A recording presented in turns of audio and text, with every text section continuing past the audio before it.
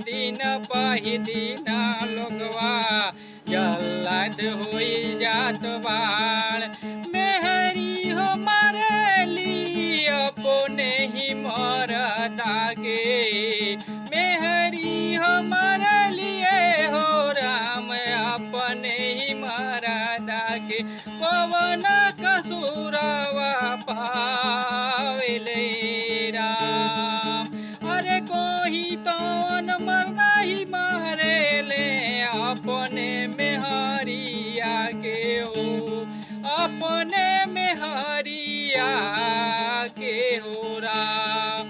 गई है कसूरवा का बाण नेरा, दीनवा पदीनवा कहे लोग वाही जा लाद हुई जात बारे राम। केहू तवन केहू के ही नाही पूछले राम, केहू के नाही पूछले राम। केही बाले गवा के लोगवा राही या हुई चलते ही, केही हो बाले गवा के लोगवा राही आई चलते अपने दुआरवा के सामने पावेले राम, अपने दुआरवा के सामने पावेले राम।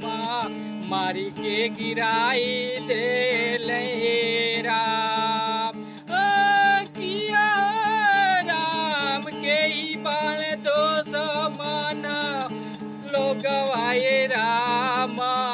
काहे भइले जा लादे राम, केही होई बाले ये लोग अपने दुआरवा के ही सामने ही पावेले मारी के गिरावेले राम। कवन कसूरवा ये राम, कवन कसूरवा मारे लोगवा के निर्दयी या हो करे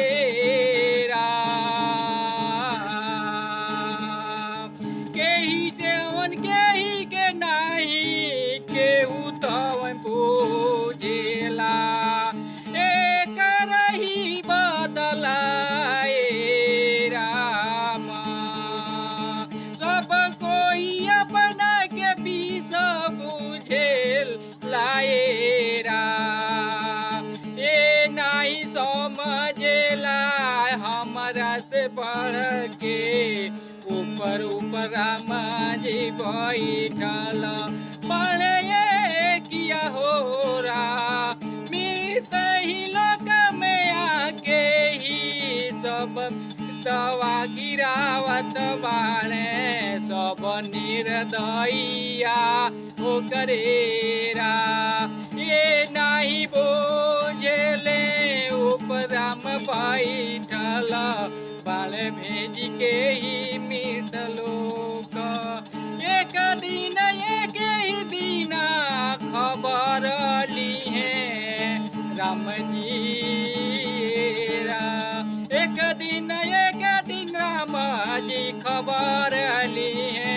सब कुछ लगावा गईले बाले भूल नेरा, सब कुछ भूलिए गईले बाले राम। सब निर्दयिया भैले राम, केही मारे ले केही गरियावेले नहीं केहू पूछले राम। किया हो रामा किया हो राम, एक राही तुही तवन पार घाट लगाई है। देर होके बाकी अंधेरा न होके किया हो राम, देर होके अंधेरा जानी होके पार घाट लगाइया ए हो राम।